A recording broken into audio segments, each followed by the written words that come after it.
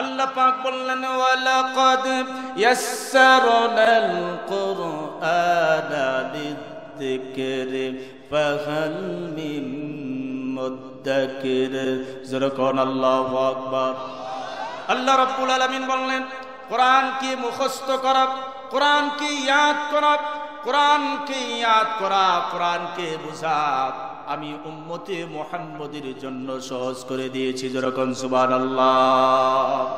এই জন্য গোটা বিশ্বে এই কোরআনুল কারীমকে আল্লাহ হেফাজত করবেন বলে মানব দেহের একটা মাংসপিণ্ড হৃদয়ের মধ্যে আল্লাহ পাক কোরআনকে রিজার্ভ করে দিলেন।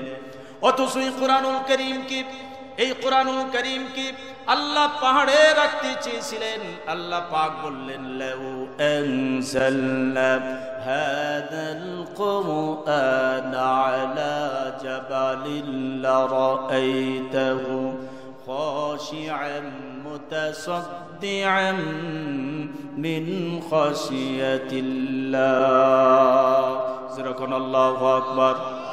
আল্লাহ রাব্বুল আলামিন বলেন এই কোরআনকে আমি পাহাড়ে রাখতে চেয়েছিলাম, পাহাড় ভয় পেয়ে গেল, ভীত সন্ত্রস্ত হয়ে গেল। এই কোরআনুল কারীম পাহাড় ডেকে বলল রব্বুল আলামিন এই কোরআনের ওজন সইবার ক্ষমতা আমি পাহাড়ের নাই, আমি পারবো না। এই কোরআনুল কারীমকে আল্লাহ রাব্বুল আলামিন একটা দুর্বল একটা মানুষের হৃদয়ের মধ্যে কোরআনকে আল্লাহ পাক রেখে দিলেন। এই কোরআনুল কারীমকে রেখে দিলেন। কোরআনের ওজন কি পাহাড় সইতে পারে না, একজন মানুষকে কোরআনের ওজন সইবার পারে। এই ক্ষমতা মানুষের হৃদয়ে নাই। পাহাড় ভয় পেয়ে গেল। পাহাড় বলল আল্লাহ আপনি কোরআনকে আমার পাহাড়ের উপর রাখবেন, কোরআনের যে ওজন আছে এই কোরআনের ওজন আমি বরদাস্ত করতে পারবো না। তাহলে প্রশ্ন হয় মানুষের একটা মানুষ দুর্বল মানুষের হৃদয়ে এই কোরআনুল কারীম কিভাবে রিজার্ভ হয়, কিভাবে এই কোরআনের ওজন মানুষ সইতে পারে? এজন্য একটা এক্সাম্পল দিলে বুঝতে পারবেন। এই বালুর চর থেকে আপনি বাজারের দিকে রওনা করলেন, আপনার সন্তান আপনার পিছু নিয়ে নিল। আব্বা আপনি কোথায় যান? আপনি বললেন বাজারে যাব। আপনার সন্তান বলল পিতাজি আপনি বাজারের দিকে যাচ্ছেন, আমাকে নিয়ে যান। কিন্তু আপনি বললেন না বাজারে নিয়ে যাওয়া যাবে না। কেন নিয়ে যাওয়া যাবে না? কারণ হলো আমি বাজারে যাব, চাল কিনবো, ডাল কিনবো, মশলা কিনে বস্তা হয়ে যাবে, এটাকে মাথায় করে নিয়ে আসবো। আমি তোমাকে বাজারে নিয়ে যাব না, তবে তোমার জন্য যে সদাই আছে এর সদাইটুকু কিনে তোমার জন্য নিয়ে আসবো। তারপরেও বাসে তুমি বাজারে যাও না। এরকম জেদি সন্তান আছে না? বাজারে রওনা করলেই বলে আব্বা কই যান, আমার একটু নিয়ে যান। আপনি বললেন না বাজারে নিয়ে যাওয়া যাবে না, আব্বা তুমি থাকো, বাজার থেকে আমি তোমার জন্য সদাই নিয়ে আসব। আপনি আপনার সন্তানটাকে রেখে আপনি বাজারে চলে গেলেন, চাল কিনলেন, ডাল কিনলেন, মশলা কিনে বস্তা ভর্তি হয়ে গেল, মাথায় করে নিয়ে আপনি রওনা করলেন। আর এমনি মুহূর্তে সন্তান বাড়ি থেকে মনে করলো পিতা যেহেতু বাজার থেকে আমার জন্য সদাই নিয়ে আসবে, এজন্য আমি একটুখানি আগায় যাই। একটুখানি আগায় গিয়া রাস্তার মোড়ে দাঁড়ায় অপেক্ষা করতে লাগলো। আপনি বাজার থেকে আসতেছেন, রাস্তার মোড়ে দেখলেন আপনার ওই সন্তানটি আপনার জন্য অপেক্ষা করতেছে। আপনাকে দেখে একটা দৌড় মারলো, ডাক দিয়া বলল আব্বা তোমার মাথার উপরে যে পুটলাটা আছে আমার মাথায় দিয়ে দাও। সন্তান কি আসলেই এই পিতার মাথায় যে বস্তার ওজন এটা কি সন্তান মাথায় নিতে পারবে? ছোট বাচ্চা নিতে পারবে? নিতে পারবে না। তার চাহাত কি যে আমার পিতা এই বস্তার মধ্যে আমার জন্য সদাই রাখছেন, এই বস্তা যদি আমি মাথায় করে নিয়ে যাই অন্তত বস্তাটা খুললে আমি সদাই পাবো। কথা বুঝাইতে পারি নাই তো? এই জন্য সন্তানটা একটা দৌড় মারছে, চায় পিতাকে আব্বা আপনি বস্তাটা আমার মাথায় দিন। কিন্তু আপনি বললেন এই বাচ্চা তুমি কি এই বস্তা মাথায় নিতে পারবা? না আপনি আমার মাথায় দেন। যেদি তো এখন কি করবে? নিরুপায় হইয়া পিতা বস্তাটাকে দুই হাতের উপর এরকম করে রাখছে, এরকম করে রাখছে। এখন বাচ্চাটা এইরকম মাথা থেকে বস্তা সুই সুই করে সামনের দিকে আগায় যাচ্ছে। এখন সন্তান মনে ভাবছে যে আমার বাপে তো বস্তাটা পুরোটাই আমার মাথার উপর দিয়ে দিছি। আসলে কি তাই? আসলেই তাই? কি সন্তানকে বোঝানোর জন্য, সন্তানকে বোঝানোর জন্য তার মাথাটা বরাবর লাগছে, আর সন্তানটা বুঝতে পারছে যে হ্যাঁ আমার পিতা আমার মাথার উপর বস্তা দিয়ে দিছে। এই ঘটনা দ্বারা, এই উদাহরণ দ্বারা আমি এটাই বোঝাতে চাই যে কোরআনুল কারীমকে আল্লাহ রাব্বুল আলামিন পাহাড়ে রাখতে চাইলেন, পাহাড় রাখতে পারলো না, ভয় পেয়ে গেল। একটা মানুষের হৃদয়ের মধ্যে 6 বছরের বাচ্চাও কোরআন মুখস্থ করতে পারে, 5 বছরের বাচ্চাও কোরআন মুখস্থ করতে পারে, 7 বছরের বাচ্চাও কোরআন মুখস্থ করতে পারে। তাহলে এতটুকুন ওজন, কোরআনের ওজন একজন মানুষ কিভাবে সইতে পারে? আল্লাহ পাক বুঝায় দিলেন, কোরআন আমি মানব দেহের মধ্যে দুর্বল একটা হৃদয়ের মধ্যে দিয়ে দিলাম। বান্দা জেনে রাখো, কোরআনের প্রকৃত ওজনকে আমি আল্লাহ নিজ কুদরতের হাতে রেখে দিলাম। এই জন্য মানুষ কোরআন মুখস্থ করতে পারে, যে কোরআনের ওজন একজন মানুষ সইতে পারবেন। এই জন্য কোরআনুল কারীমকে আমি আল্লাহ তাআলা নাজিল করেছি, আর কিয়ামত পর্যন্ত এই কোরআনুল কারীমকে আমি হেফাজত করব। সুবহানাল্লাহ, আজকে বলবেন। এই জন্য আল্লাহ সুবহানাহু ওয়া তাআলা এই কোরআনুল কারীমকে হেফাজত করবেন বলে আজ কিছুক্ষণ আগে প্রদর্শনী হচ্ছে, আপনারা নিজ চোখে দেখতে পারলেন। সেখানে ছোট্ট মাসুম বাচ্চা, যেখানে জানাজার ইমাম হয়েছে, যেখানে তারা এই তারাক্কি থেকে আস্তি করে তারা কোরআনের হাফেজ হবে, যোগ্য একজন আলেম হবে। আর এই আলেম হওয়ার পরে তারা এই নিসবতে কোরআনকে নিজে শিখবে এবং অপরকে শিখাবে। এইভাবে ক্রমান্বয়ে কিয়ামত পর্যন্ত এই কোরআনুল কারীমকে জমিনে আল্লাহ পাক জিন্দা রাখবে। যেরকম সুবহানাল্লাহ। পৃথিবীর যত শক্তি, পৃথিবীর জমিনের যত অপশক্তিগুলি আছে, এই কোরআনুল কারীমের উপরে শক্তি প্রয়োগ করে পারবে না। সকল অপশক্তিগুলি সব নস্যাৎ করে দিবে কোরআন। এই কোরআনুল কারীম অনুযায়ী আমাদেরকে জীবন চালাতে হবে। সব কিছুর সমস্যার সমাধান, পৃথিবীতে সকল সমস্যার সমাধান দিতে পারে আল কোরআন। সকল সমস্যার সমাধান দিতে পারে আল কোরআন। এই জন্য বিভিন্ন কবি মনীষীরা বিভিন্ন উক্তি কোরআনকে নিয়ে তারা বর্ণনা করেছেন। এই জন্য একজন শিল্পীও বলেছেন, সমাধান চাও যদি জীবনে মরণে, ফিরে যাও খুঁজে নাও চোখ রাখো কোরআনে। সমাধান ও সমাধান, সমাধান চাও যদি জীবনে মরণে, ফিরে যাও খুঁজে নাও চোখ রাখো কোরআনে। সমাধান ও সমাধান। এজন্য কোরআনুল কারীম সকল সমস্যার সমাধান তৈরি করে দিবে। এজন্য কোরআনকে আমরা যারা মুখস্থ করতে পারি নাই, আমরা যারা কোরআনকে মুখস্থ করতে পারি নাই, অন্তত কোরআনের মহব্বত মানুষের দিলের মধ্যে মাঝমত থাকতে হবে। আমরা কোরআন মুখস্থ করতে পারি না, ছোট্ট মাসুম বাচ্চা কোরআন মুখস্থ করে। আল্লাহ রাব্বুল আলামিন বলেন, এই কোরআনুল কারীমকে যাদের মুখস্থ করার মতো শক্তি আমি আল্লাহ পাক দিয়েছি, যারা কোরআনকে মুখস্থ করতে পারে। এই কোরআনকে মুখস্থ করার যদি শক্তি কারো মধ্যে তৈরি না হয়, অন্তত পক্ষে এই কোরআনুল কারীমকে তোমরা মহব্বত করবে। কোরআনুল কারীমকে মহব্বত করলে এই কোরআনের মহব্বতের কারণে মিজানে পুলসিরাতি, ময়দানে হাসরে সর্বত্র এই কোরআনুল কারীম তোমার সপক্ষে সাক্ষী দিয়ে দিবে। যেরকম সুবহানাল্লাহ। একজন আল্লাহর ওলি বুজুর্গ, তার জীবনটা চলেছে সামান্য একজন কাঠুরিয়া। কোরআনের মহব্বত করলে রবের কাছে কত দামি হওয়া যায়, এ কথা বলতে আমি এ কথা নিয়ে এসেছি।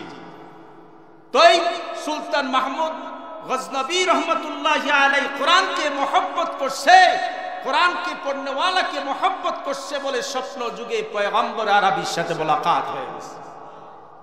নিজে কোরআন পড়ছে, কোরআন পাঠকারীকে মহব্বত করছে বলে এই জন্য আল্লাহ নবী স্বপ্ন যুগে তার সাথে মোলাকাত করছেন। এই জন্য একজন কাঠুরিয়া সারা জীবন ভর কাঠ কেটে কেটে তার জীবনটারে চালাইছে। তার কাঠি ছিল, তার কর্মই ছিল কাঠ। সারাদিন এই পাহাড়ে যত শুকনো লাকড়িগুলি আছে, এই শুকনো লাকড়িগুলি নিয়ে সব কিছু গাঠুরি করে বিকাল বেলায় বাজারে তিনি বিক্রি করতেন। আর এই বিক্রি করে তার জীবন চলতে লাগলো। হঠাৎ করে একদিন স্ত্রীকে ডাক দিয়ে বললেন, স্ত্রী, এই দুনিয়াটা কেমন জানি আমার কাছে অন্ধকার মনে হচ্ছে, কখন জানি দুনিয়া থেকে চলে যায়, এটা কখনোই ভাবা যায় না। আমার কেমন জানি এই দুনিয়াটা সংকীর্ণ মনে হচ্ছে। বিবিরে, তোমার সাথে তো অনেক দিন ধরে সংসার করি, তবে এই সংসার চলাকালে আল্লাহ তাআলা দুইটা সন্তান আমাকে দান করেছেন। নিজের ভিটা নাই, বাড়ি নাই, সম্পদ নাই, পাহাড়ের চূড়ায় বসে নিজের জীবন প্রতিপাদগুলি আমি করতেছি। কাজেই বিবিরে, আমি যদি দুনিয়া থেকে চলে যাই, তুমি কি আমার 3টা ওসিয়ত পূর্ণ করতে পারবা? কয়টা? 3টা ওসিয়ত কি তুমি পূর্ণ করতে পারবা? স্ত্রীকে ডাক দিয়ে বললেন, স্বামী, কি 3টা ওসিয়ত আপনি আমারে খুলে কোন? স্বামী বেচারা ডাক দিয়ে বললেন, বিবিরে, আমার 3টা ওসিয়ত হলো, আমি এই পৃথিবীর মায়া ত্যাগ করে তোমাদেরকে ছেড়ে কবরস্থ যদি হয়ে যায়, নির্জন এই বিহায়, তুমি ছাড়া আমার সন্তান ছাড়া আর কেউ নাই, আমি মরে গেলে আমি মুসলমান, আমার জানাজার নামাজ পড়াতে হবে, আমাকে জানাজা পড়ায় কবরস্থ করতে হবে, আমাকে জানাজা নামাজ পড়ায় আমাকে জানাজা দিতে হবে, গোসল করাতে হবে, জানাজা পড়ায় মাটি দিতে হবে। এহেন কাজগুলি করার মতো কেউ নেই। বিবিরে, আমি তোমার কাছে 1 নাম্বার কথা জানতে চাই, আমার ইন্তেকালের পরে আমাকে তুমি আমার জানাজার নামাজ পড়ানোর জন্য সন্তান 2টাকে পাহাড় থেকে বের করে দিবা, মসজিদের ইমাম সাহেবকে এনে আমার জানাজার ইমামতি করাইবা। 1 নাম্বার ওসিয়ত। স্ত্রী বললেন, স্বামী, আপনি মুসলমান, মুসলমান ঘরে একজন মুসলমানের স্ত্রী, আমি মুসলমান যদি মরে যায় জানাজা নামাজ পড়াতে হবে, সেক্ষেত্রে আপনি ওসিয়ত ছাড়াও তো আমি এটা পূর্ণ করব। কারণ হলো আপনার জানাজা পড়াতে হবে। 1 নাম্বার ওসিয়ত। 2 নাম্বার ওসিয়ত কি জানতে চাইলেন, ডাক দিয়ে বললেন, 2 নাম্বার ওসিয়ত হলো, আমি একজন সামান্য কাঠুরিয়া, আমি যোগ মরে যাওয়ার পরে আমার কাফনের ব্যবস্থা করবে। কিভাবে কাফনের ব্যবস্থা করবে? আমার কাছে তো এমন কোনো ব্যাংক নাই, ব্যালেন্স নাই, এমন কোনো টাকা করি নাই। আমার ইন্তেকালের পরে ওই টাকা দিয়া তুমি আমার গায়ের জন্য কাফনের ব্যবস্থা করতে পারবে? আমার গায়ের জন্য কাফনের কাপড়টুকু কিনবে, এতটুকুন টাকা আমি কোনো ব্যালেন্সে জমা করে যাই নাই। বিবিরে, 2 নাম্বার ওসিয়ত হলো, আমার ইন্তেকালের পরে আমার পুরো শরীরটাকে, আমার গায়ের মধ্যে যে পাঞ্জাবি আছে, এই পাঞ্জাবি দিয়াই ঢেকে দিবা, বাকিটা কলা পাতা দিয়া ঢেকে দিবা। আমার গায়ের মধ্যে পাঞ্জাবি দিয়া কাফন দিবা, যা শর্ট করবে এটা কলা পাতা দিয়া সবকিছু ঢেকে দিবা।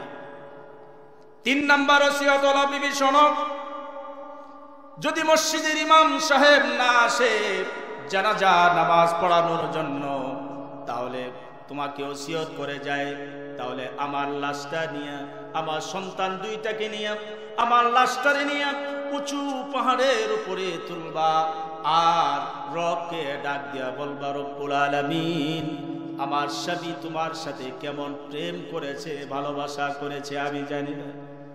হে রব্বুল আলামিন, আমার স্বামীর জানাজা নামাজ পড়ানোর মতো কোনো ইমাম পাই নাই, আমার স্বামীর জানাজা নামাজ পড়ানোর মতো কোনো লোক আমি পাই নাই। রব্বুল আলামিন, আমার স্বামীর জানাজা নামাজের ব্যবস্থাটা তুমি করে দাও। কিন্তু আপনার কাছে আমি জানতে চাই, স্বামী, আপনি কিভাবে জানলেন যে আপনি দুনিয়া থেকে চলে যাবেন? আপনি বুঝলেন কেমনে যে আপনি দুনিয়া ছাড়বেন? স্বামী বেচারা ডাক দিয়ে বললেন, স্ত্রী, দুনিয়া আজ জানি কেমন হৃদয়ের মধ্যে সঞ্চার তৈরি হয়েছে, কখন জানি দুনিয়া থেকে চলে যায়। স্ত্রী জানতে চাই, শোনো, আমি একজন সামান্য কাঠুরিয়া, পৃথিবীর জমিনে হাজারো মানুষের সংসার আছে, অনেক ধনী স্বামীগুলি তার স্ত্রীকে অনেক জামা কাপড় কিনা দেয়, কিন্তু আমি এতটা গরিব, কোনদিন আমি তোমাকে 2টা জামা একসাথে এনে দিতে পারি নাই, কোনদিন 2টা সাবানও একসাথে আইনা দিতে পারি নাই। স্ত্রীর তোমার সাথে সংসার চলার কালে যদি তুমি আমার থেকে কোনো আচরণে কষ্ট পায় যাও, মেহেরবানি করে তুমি আমারে মাফ করে দিবা। স্ত্রী ডাক দিয়ে বলছেন, স্বামী, পৃথিবীর হাজারো সংসারে সুখ যদি এক জায়গায় রাখা হয়, আর আমার স্বামী আর স্ত্রী আমাদের সম্পর্কের যে সুন্নত মোতাবেক জীবন চলে, এই সুখ যদি এক পাল্লায় রাখা হয়, স্বামী আপনার প্রতি আমি এত সন্তুষ্ট যে আমাদের সুখের পাল্লাটাই ভারী হয়ে যায়। একজন স্ত্রী তার স্বামীর ব্যাপারে কতটা কনফিডেন্স, একেবারে অদ্যর্থভাবে তিনি প্রকাশ করছেন। রাসূলুল্লাহ সাল্লাল্লাহু আলাইহি ওয়াসাল্লাম এই কথাটাই বলছেন। আল্লাহর নবী বলেন, স্বামী যদি আগে দুনিয়া থেকে বিদায় হয়ে যায়, স্ত্রী যদি স্বামীর পক্ষে সাক্ষ্য হয়ে যায়, রব্বুল আলামিন আমার স্বামী আমার কাছে ভালো ছিল।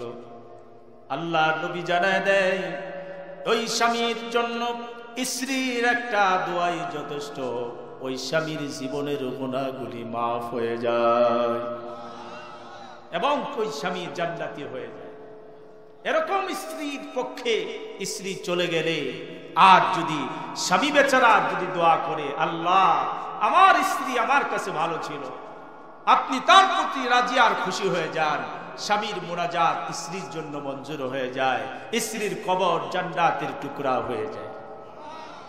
কিন্তু আজকাল স্বামী স্ত্রীর অবস্থাটা কি? এখন একজন পীর হয়ে যদি স্বামী পীর সাহেব হয়ে যায়, এখন স্বামী পীর সাহেব হয়ে গেছে, পীর হয়ে আসার পরে ডাক দিয়ে বলল, দেখো ওই যে বাতাসের উপর দিয়া যায় নামাজ বিছায়া যায়, উনি কে চেনো? না, চিনলাম না তো। পরে বলছে, তুমি কি চেনো না? কই না। বাতাসের উপর যায় নামাজ মুসল্লা বিছায়া নামাজ পড়তেছে, এটা তো আমি। ও বুঝতে পারছি, এই জন্যই যায় নামাজের কোনায় একটু বাঁকা দেখা যায়। কথা বুঝেন নাই? কি দেখা যায়? বাঁকা দেখা যায়। তার মানে হচ্ছে কি, স্বামী স্ত্রীর মধ্যে সম্পর্ক কতটুকু? স্ত্রীর পক্ষে স্ত্রী তার স্বামীর পক্ষে সাক্ষী দিবে, এই হৃদয়, এই তামাত্তুর মানুষের দিলের মধ্যে তৈরি হয়। বড় কঠিন ব্যাপার। এখন স্ত্রী কাঠুরিয়া বড় তাজ্জব হয়ে গেলেন স্ত্রীর জবাব শুনে, চোখের কোনা দিয়া পানি ফেলে কাঁদতে লাগলেন। স্ত্রীর, তুমি আমার সংসারে হাজারো অভাব অনটন তুমি সহ্য করে জীবন চালাইলা, তারপরও তোমার এমন সাক্ষী আরশের মালিক আল্লাহ রব্বুল আলামিন যেন তোমার প্রতিবালাই করে দেয়। তবে স্ত্রীরে ভালো করে শুনে রাখো, দুনিয়া থেকে বিদায়ের পরে 3টা ওসিয়ত তুমি পূরণ করবা। এই জন্য ওই রাত্রিতেই ওই আল্লাহর বান্দা, আল্লাহর ওলি, আল্লাহর বুজুর্গ দুনিয়া থেকে বিদায় হয়ে যায়। রাত্রি তাহাজ্জুদের সময় যে স্বামী উঠে দাঁড়ায়, যেই নামাজের মুসল্লায় দাঁড়ায়, স্বামী বেচারা আজ দুনিয়ার জমিনে নাই, দুনিয়া থেকে বিদায় হয়ে গেল। এই জন্য স্ত্রী ঘুম থেকে জাগ্রত হওয়ার পরে ফজরের নামাজ আদায় করলেন। স্ত্রী তার স্বামীকে জানাজার নামাজ পড়ানোর জন্য সন্তানগুলাকে পাহাড় বের করে পাঠায় দিলেন, যাও ইমাম সাহেবকে আহ্বান করো, ইমাম সাহেব আসবে, তোমার বাবার জানাজার নামাজের ইমামতি করবে, আর তোমার বাবার জন্য কাফনের ব্যবস্থা করবে, জানাজার ব্যবস্থা করবে, গোসলের ব্যবস্থা করবে। সন্তান 2টা মসজিদের ইমাম সাহেবকে ডাকার জন্য চলে গেল। যাইয়া ডাক দিয়া বলল, হুজুর, আমার পিতা সুলতান বিন আদিল ওই জঙ্গলে মারা গেছেন। আবৃতি কিতাবের মধ্যে এসেছে, সুলতান বিন আদিল আল্লাহর ওলি বুজুর্গ দুনিয়া থেকে বিদায়ের পরে সন্তানগুলি দৌড়াইয়া যাইয়া ইমাম সাহেবকে ডাক দিয়ে বলল, হুজুর, আমার বাবা মারা গেছে, আপনি আমার বাবার জানাজার ইমামতি করবেন, কারণ ওই জঙ্গলে আমার মা আর আমার সন্তান আর আমার বাবা ছাড়া কেউ নাই। যে রাত্রিতে ইন্তেকাল করলো, সে রাত্রিটা ছিল আমাবস্যার রাত। এই আমাবস্যার রাতে আল্লাহর ওলি বুজুর্গ দুনিয়া থেকে বিদায় হয়ে যায়। আর সন্ধ্যাকালে সন্তান 2টা যায় ইমাম সাহেবকে ডাক দিয়েছেন, হুজুর চলেন জঙ্গলের দিকে। হুজুর ডাক দিয়া বলেন, না, আমাবস্যার রাত্রিতে ওই জঙ্গলের চূড়ার মধ্যে আমি পৌঁছতে পারবো না, কারণ হলো ওই জঙ্গলের মধ্যে হিংস্র প্রাণীর ভয় আমাদের দিলে তৈরি হয়। ওই হিংস্র প্রাণীর কারণে ওই জঙ্গলে যেতে পারবো না। আপাতত আজকের রাতটাও হলো অমাবস্যার রাত, কাজে আগামীকাল যাব। আজকে রাত্রে তোমার বাবার লাশটারে আপাতত রাখো, আগামীকাল দিনের বেলায় গিয়া তোমার বাবার জানাজার নামাজ পড়ে কাফনের ব্যবস্থা করে তোমার বাবাকে মদফুন করে চলে আসব। এই কথা বলে নৈরাশ হয়ে যখন সন্তান দুইটা চলে গেল, মার কাছে গিয়া ডাক দিয়ে বলল, মা, আমি আমার হুজুরের কাছে যখন চলে গেছি, হুজুর আসবে না, আগামীকাল আসবে জানাজা নামাজ পড়ানোর জন্য। এমনি মুহূর্তে মা ডাক দিয়া বললেন, সন্তানরা শোনো, ইমাম সাহেব যদি না আসে, তোমার পিতার লাশটা নিয়ে উঁচু পাহাড়ে দাঁড়াইয়া রবের দরবারে ডাইকা বলতে বলছে, রব্বে কাবা নাকি কুদরত থেকে তোমার বাবার জানাজার নামাজ পড়াইয়া দিবে। চলো, ভয়ের কোনো কারণ নেই। লাশটা নিয়ে উঁচু পাহাড়ের উপর দাঁড়াইয়া স্ত্রী ডাক দিয়া বলতেছে, আল্লাহ, আমার স্বামী তোমার সাথে কেমন প্রেম ভালোবাসা দুস্তি করছে জানি না। দুনিয়ার কেউ যদি জানাজার নামাজের ইমামতি না করে, তাহলে কুদরত থেকে নাকি তুমি তার জানাজার নামাজের ব্যবস্থা করে দিবা। রব্বুল আলামিন, তোমার কাছে আমার স্বামীর লাশটাকে নিয়ে এসেছি। এই কথা বলতে দেরি হলো, আর ওই বান্দির মুনাজাত রব্বে কাবা কবুল করতে দেরি করলেন না। যেরকম সুবহানাল্লাহ, দোয়া মঞ্জুর হয়ে গেল।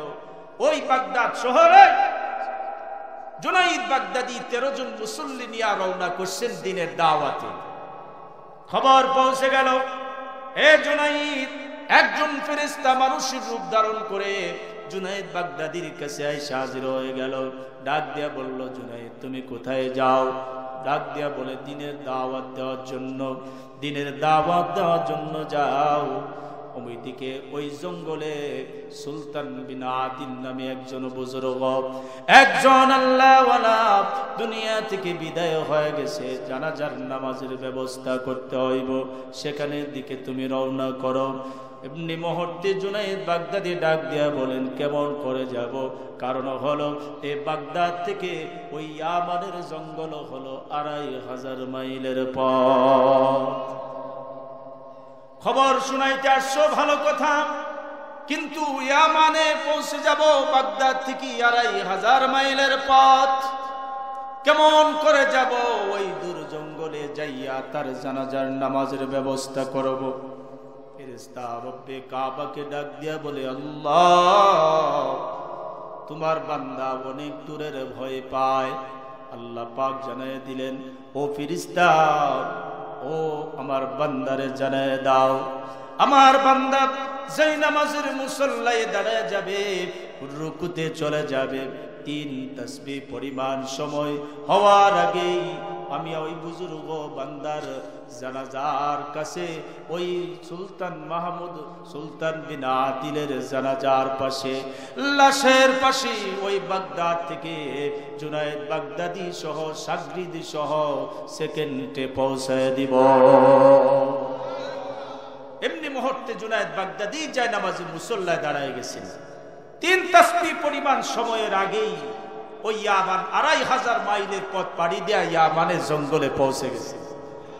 ইয়ামানের জঙ্গলে পৌঁছে যাওয়ার পরে অমাবস্যার রাত, চতুর্দিকে একেবারে অন্ধকার। এই অন্ধকারটুকু কোথায় তার ওই আল্লাহর বান্দা, মহব্বতুল্লাহর মহব্বতের বান্দা তার জানাজার নামাজ পড়াবে, তাকায় দেখতেছেন অন্ধকার।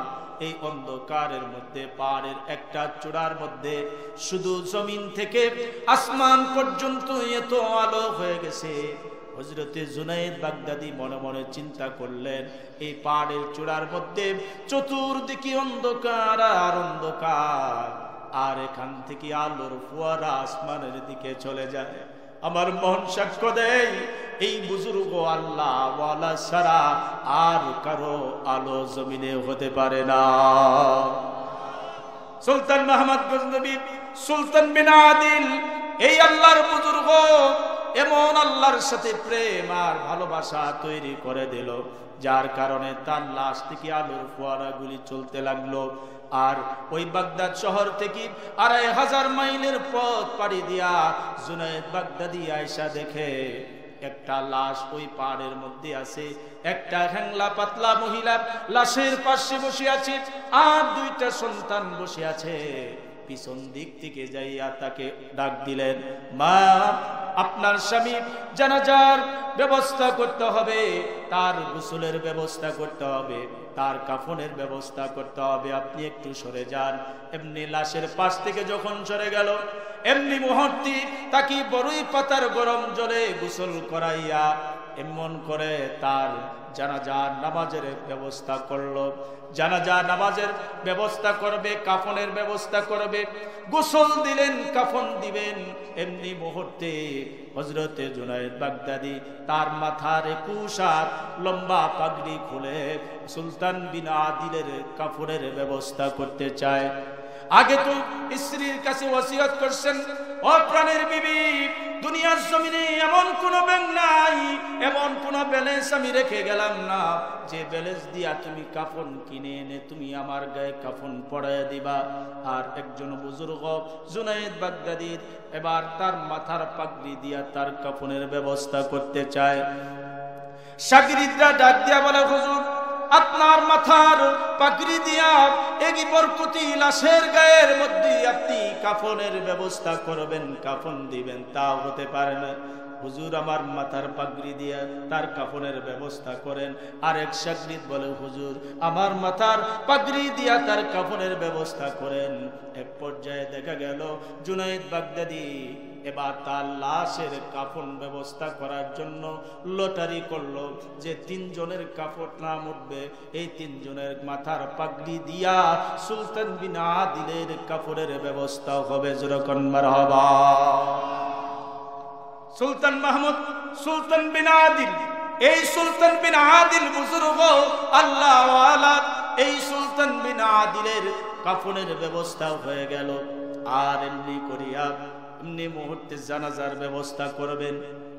হযরত জুনায়েদ বাগদাদি রাহমাতুল্লাহি আলাইহি জানাজার সামনে দাঁড়িয়ে গেলেন। জানাজার সামনে দাঁড়ায় যাওয়ার পরে এমনি করে তাকবীর দিবেন, ইমামতি করবেন।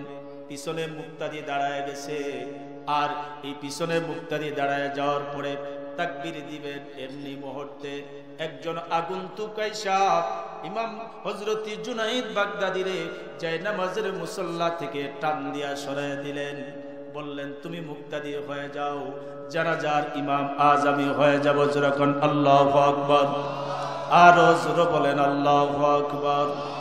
সুলতান বিন আদিলের জানাজার নামাজের ইমাম জুনায়েদ বাগদাদি জানাজার ইমাম হবে, কিন্তু তাকে ইমামের জায়গা থেকে টান দিয়া সরাইয়া আগন্তুক আয়েশা জানাজার ইমাম হয়ে যায়।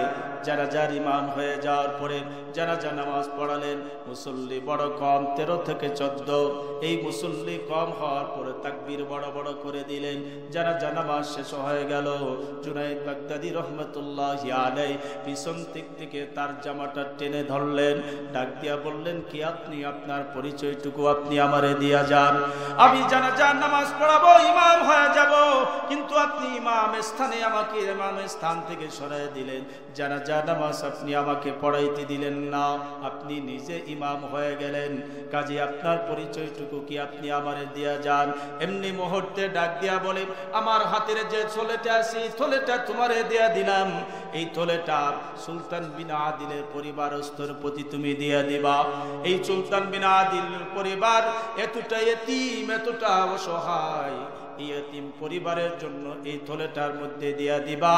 এখানে কুদরতি ইলাহি তাদের জন্য অগ্রিম খাবারের ব্যবস্থা করেছেন। যেরকম সুবহানাল্লাহ।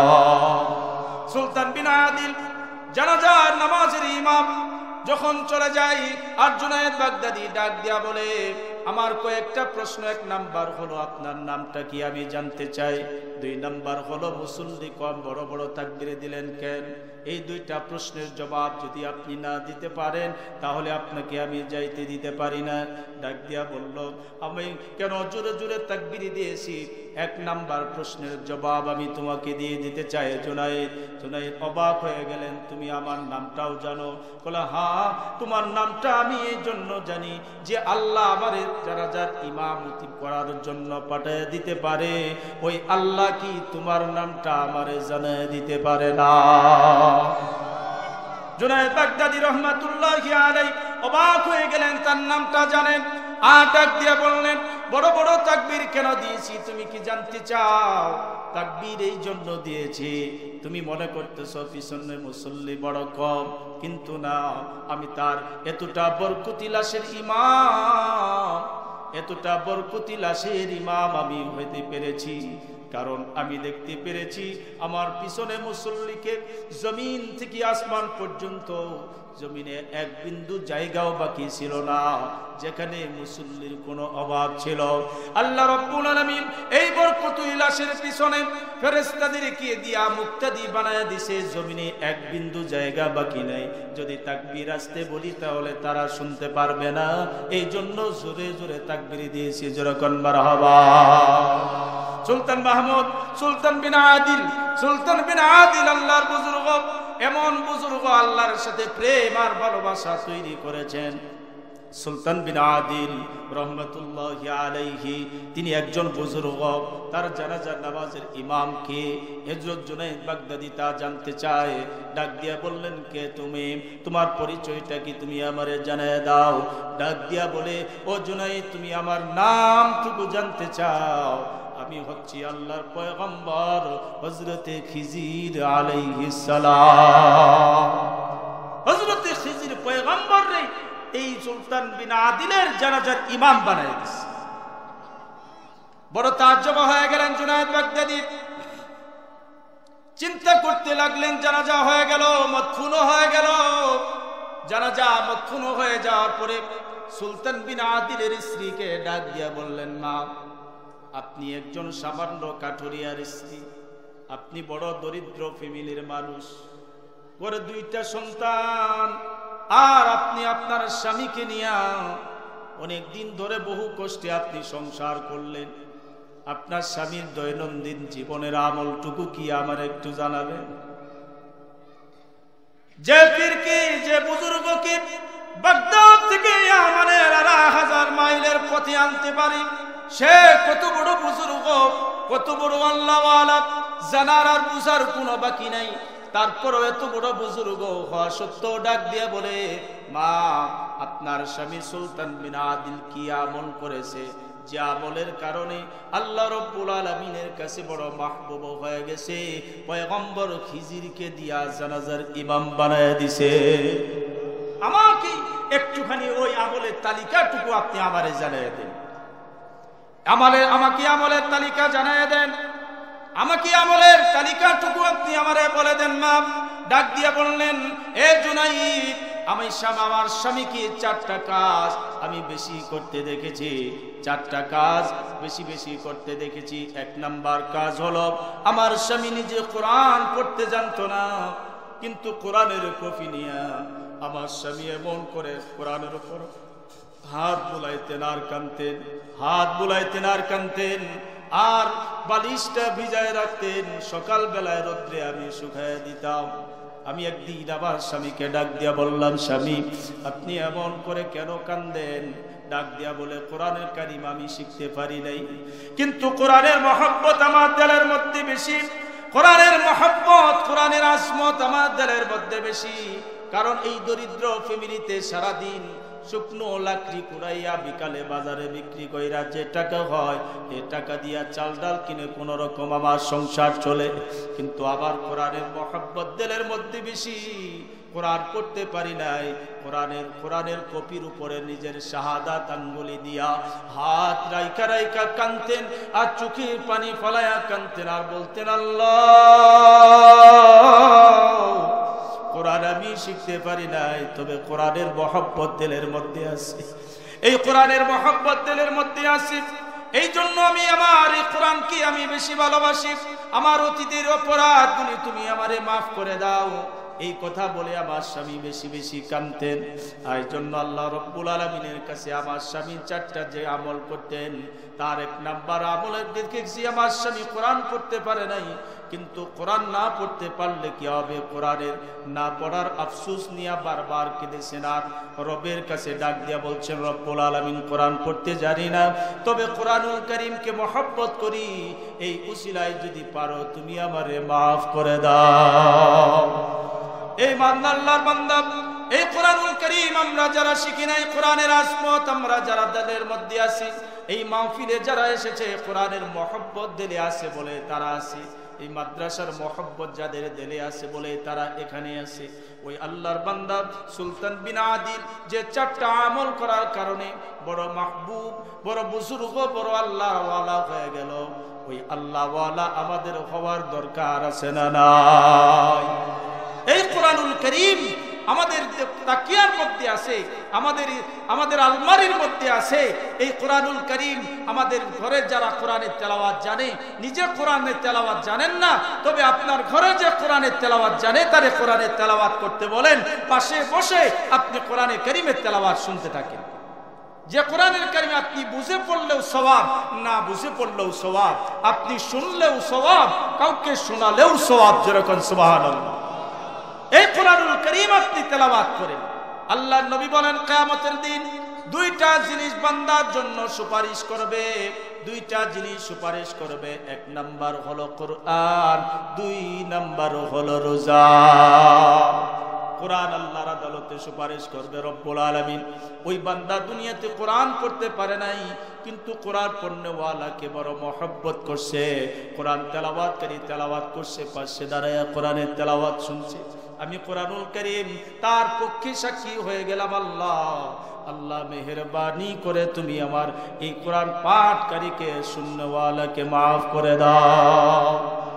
এই জন্য কোরআনকে মহব্বত করানেওয়ালা, কোরআনকে আপনি যারা ভালোবাসবি, নিজে কোরআন পড়তে পারে নাই একজন আল্লাহর বান্দা, আমি আমার আলোচনার দিকে ফিরে আসবো। একজন আল্লাহর বান্দা বড় বড় টাকাওয়ালা, অঙ্ক টাকা তার অভাব নাই, বড় ফ্ল্যাটের কোনো অভাব নাই, টাকার কোনো অভাব নাই, মনে মনে চিন্তা করলো আমি একটা মাদ্রাসা স্থাপনা করে কোরআনের তালিম দিব।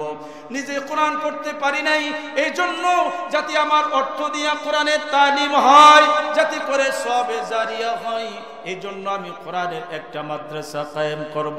কোরআনের মাদ্রাসা কায়েম হয়ে গেল। ওই আল্লাহর বান্দা টাকাওয়ালা দাতা, তিনি এমনি করে টাকা দিয়া, পয়সা দিয়া ওই এতিম দুস্থ পরিবারের জন্য সকল সামগ্রী ব্যবস্থা করে দেন।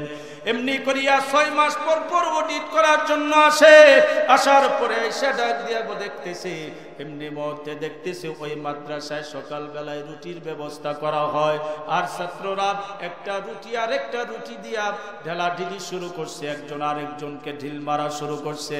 ওই আল্লাহর বান্দা যিনি মাদ্রাসা স্থাপনা করেছেন তার মনে বড় কষ্ট লাগছে, হাইরে টাকা দিয়া পয়সা দিয়া মাদ্রাসা স্থাপনা করলাম সওয়াবের আশায়, কিন্তু আজকে আয়েশা দেখি মাদ্রাসার তালেবুল ইলমরা একটা রুটি খাদ্য নিয়া একজন আরেকজনকে ঢিল ছুঁড়ে মারতেছে, এটা মানা যায় না।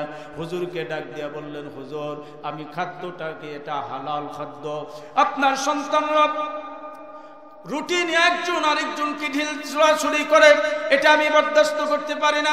আপনি আপনার সন্তানগুলাকে শাসন করবেন, ছাত্রদেরকে আপনি শাসন করবেন।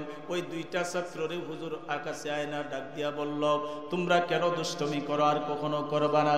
এবার ওই মাদ্রাসা প্রতিষ্ঠাতা চলে গেল আবার শহরে যাওয়ার পরে আবার 6 মাস পরে গ্রামের বাড়িতে আসলো মাদ্রাসা দেখার জন্য। আয়েশা দেখতেছে ওই সেই 6 মাস আগে যে 2টা ছেলে একজন আরেকজনকে রুটি নিয়ে ঢিল মারতেছে, আজকে 6 মাস পরও ওই ছেলেটা একজন আরেকজন রুটি দিয়ে ঢেলাঢেলি করতেছে। প্রতিষ্ঠাতার মেজাজ বড় গরম। 6 মাস আগে সিগন্যাল দিয়ে গেলাম, আজকে আসা 6 মাস পরে আসার পরে দেখলাম যে আজকে রুটি নিয়ে ঢিল মারে।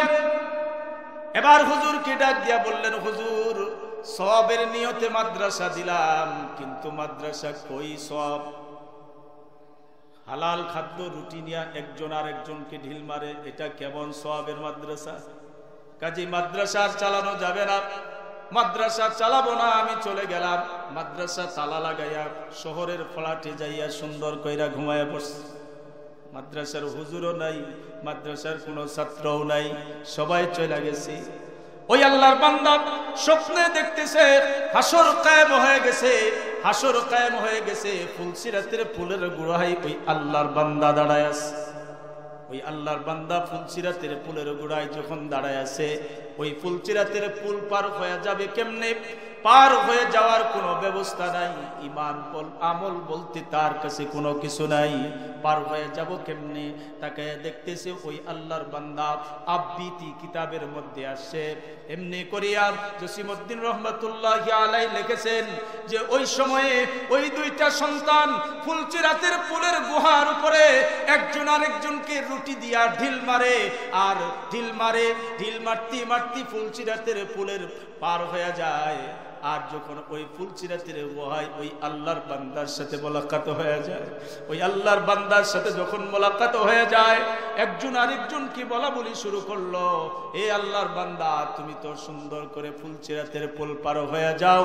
ফুলসিরাতের পুলের গুহায় তো একজন আল্লাহর বান্দারে দেখতে পাইলাম, যে বান্দা দুনিয়ার জমিনে তার অর্থ দিয়া আমাদের রুটি খাওয়াইছে।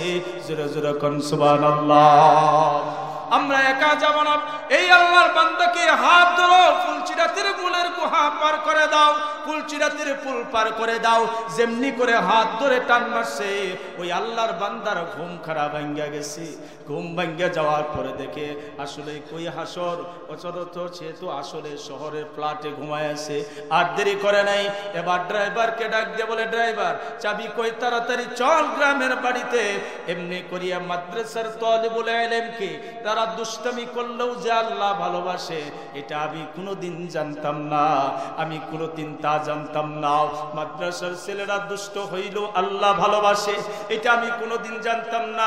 বড় অপরাধ করেছি, ওই তালিবুল ইলমের কদম ধরে নিজে যা অপরাধ করেছি তার অপরাধ মার্জনা না কইরা কবরে যাব না, কবরে যাব না। কবরে গেলে আমার কোনো নিস্তার থাকবে না। এই জন্য দুনিয়ার জমিনে মুমিন ভাই, আপনি কোরআন পড়তে পারেন নাই, তবে কোরআন কি আপনি মহব্বত করেন? যারা কোরআন পড়তে পারে তাদেরকে আপনি মহব্বত করেন। ওই ভারতবর্ষে সুলতান মাহমুদ গজনবী রহমতুল্লাহি আলাইহি কোরআন পড়নেওয়ালাকে মহব্বত করেছেন। তিনি একজন গভর্নর ছিলেন। তারপরেও যখন রাত্রি নিশীতে উইটা যখন মহল্লায় ঘোরাঘুরি করতেন, বসতি নগরী ঘোরাঘুরি করতেন, তাকে দেখলেন একদিন বের হয়ে গেলেন, দেখলেন একজন ছোট্ট তালেবুল ইলম সরকারি লাইটের নিচে বসে কোরআনে কারীমের তেলাওয়াত করতেছে। তার মনের মধ্যে এত কষ্ট লাগছে, হায় রে, এত দুনিয়ার জমিনে এত বড়, এত নিষ্ঠুর, এত বড় দরিদ্র ফ্যামিলি কি আর আমার এই রাজার মধ্যে, আমার প্রজাদের মধ্যে আছে? আর জানলে নাকি নিজে সরকারি লাইটের নিচে বসে কোরআনে কারীমের তেলাওয়াত করে।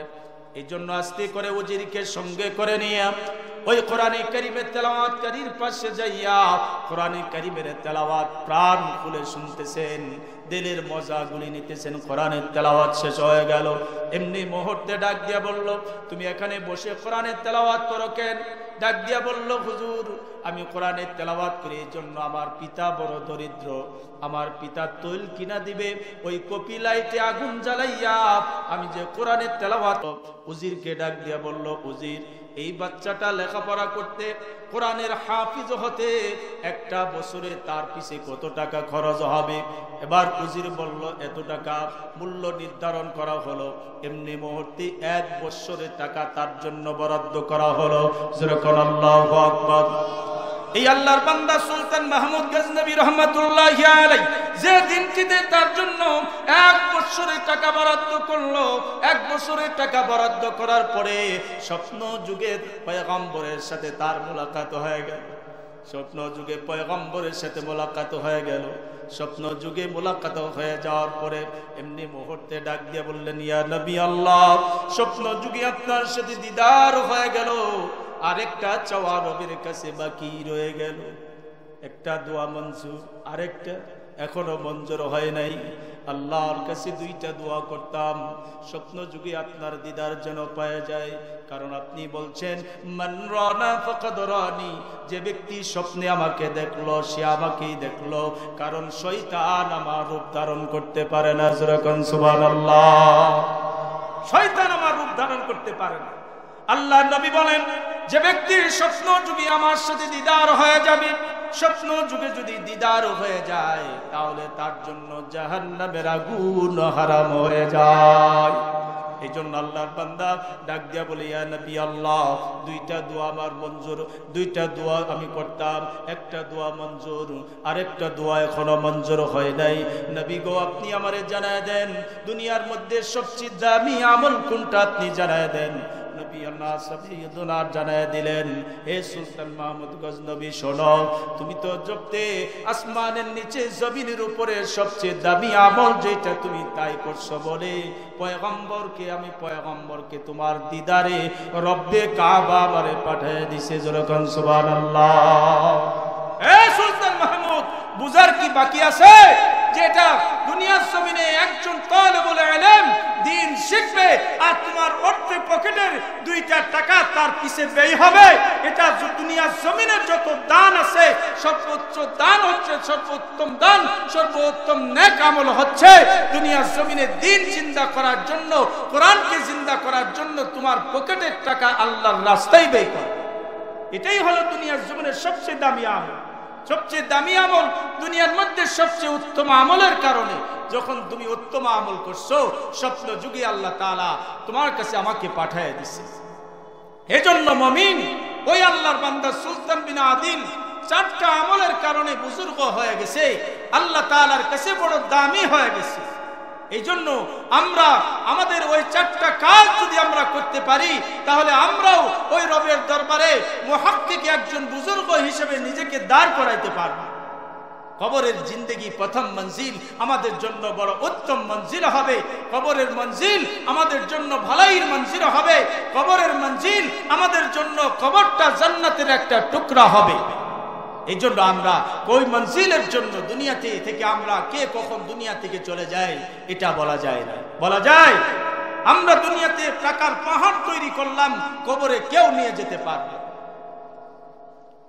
এই জন্য দিন যায় রাত যায়, দিন যায় রাত যায়, দিন চলে যায়, যেটা চলে যায় আর ফেরত আসে না। এই জন্য বলছেন তোমার গনা দিন রইয়া যাবে, গনা দিন রইয়া যাবে, যৌবনে লাগবে বাটি, ওই যে দেখো ডাকিতেছে তোমায় কবরের মাটি, ওই যে দেখো ডাকিতেছে তোমায় কবরের মাটি। যেরকম ঠিক কিনা? আরো জোরে বলেন ঠিক কিনা? তোমার গনা দিন রহিয়া যাবে, গনা দিন রহিয়া যাবে, যৌবনে লাগবে ভাটি, ওই যে দেখো ডাকিতেছে তোমায় কবরের মাটি, ওই যে দেখো ডাকিতেছে তোমায় কবরের মাটি। সন্ধ্যার আগে যেদিন ডুবিবে বেলা,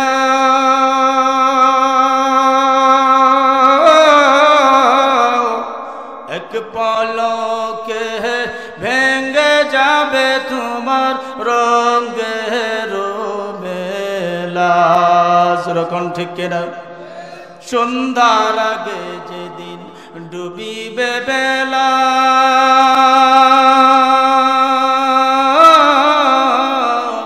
এক পলকে ভেঙে যাবে তোমার রঙের মেলা।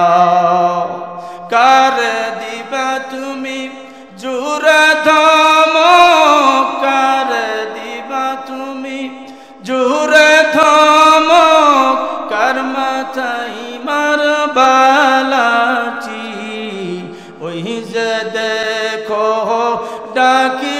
সে তোমায় কবরের মাটি। যেরকম মারহাবা। দুনিয়া ছাড়তে হবে তো, এ দুনিয়ার বাড়ি ছাড়িয়া সবাইকে কবরে যাইতে হবে।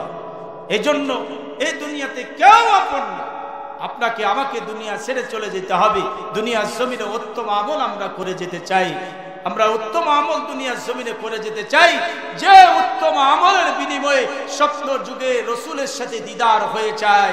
এই আমল আমরা করতে চাই কি চাই না?